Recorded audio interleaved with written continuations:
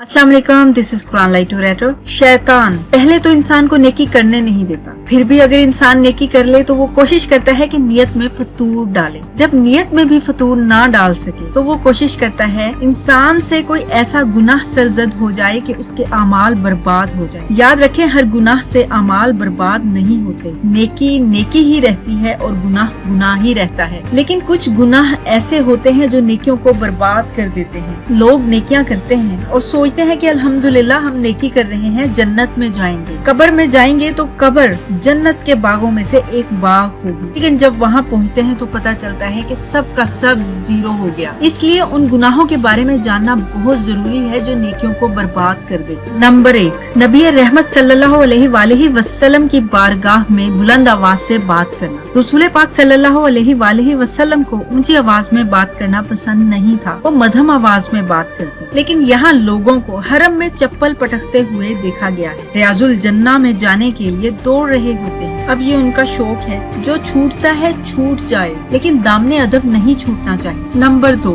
अगर आपने किसी गरीब के साथ एहसान किया है, जैसा कि अगर वो बीमार था आपने इलाज करवा दिया, वो भूखा था तो खाना खिला दिया। ऐसा करने पे कुछ लोग अगर खाना खिलाते हैं तो फिर उससे पूरा पूरा वसूल भी करते हैं। वो उस शख्स से पूरा पूरा काम करवाएंगे। अगर ना करे तो कहेंगे देखा इसकी औकात ही क्या थी, हमने इसकी मदद की। हदीस पाक में आता है कि जो शख्स किसी को देकर एहसान जितलाता है तो उसकी पूरी जिंदगी के अमाल बर्बाद हो जाएंगे। नेकी तो थोड़ी थी, लेकिन एहसान जितलाने से पूरी जिंदगी के अमाल बर्बाद कर बैठे। नंबर 3, इमाम अबू दाऊद अपनी किताब किताबुल अदब में लिखते हैं कि रसूल अल्लाह सल्लल्लाहु अलैहि वसल्लम ने फरमाया, हसद से बचो। हसद नेकियों को इस तरह से खा जाता है जैसे आग सूखी लकड़ियों को खा जाती है। बेशुमार तहज्जुद गुजार, बेशुमार सजदे करने वालों के अमाल इसीलिए बर्बाद हो जाते हैं कि वो हसद करते हैं। अब हसद करने की पहचान क्या है? अगर किसी शख्स की खुशी या इज्जत पर हमें चुभन या तकलीफ महसूस हो तो समझ लें उसके लिए हमारे दिल में हसद है। उसका तो कुछ नहीं बिगड़ रहा, लेकिन हमारे अमाल बर्बाद हो रहे हैं। अगर एक आदमी से हसद या बुग़्ज़ हो तो अमाल बर्बाद हो जाते हैं। हमें तो पूरी दुनिया ही अच्छी नहीं लगती, किसी का कुछ अच्छा नहीं लगता और किसी का कुछ अच्छा नहीं लगता। मोमिन के दिल में हसद नहीं होता, इसलिए दिलों को हसद से पाक करने का तरीका ये है, अल्लाह से दुआ करें कि या रब हमारे दिलों को हसद से पाक कर दे। दूसरा तरीका ये है कि जिस शख्स के लिए हमें हसद या बुग़्ज़ महसूस होता हो, मिसाल के तौर पर अगर किसी के अच्छे कपड़े पहनना हमें बुरा लग रहा हो तो हमें चाहिए कि अपने नफ्स को कुचल दें और उसकी खूब तारीफ करें, खूब तारीफ करें। नफ्स खुद ही जल भुनकर खत्म हो जाएगा।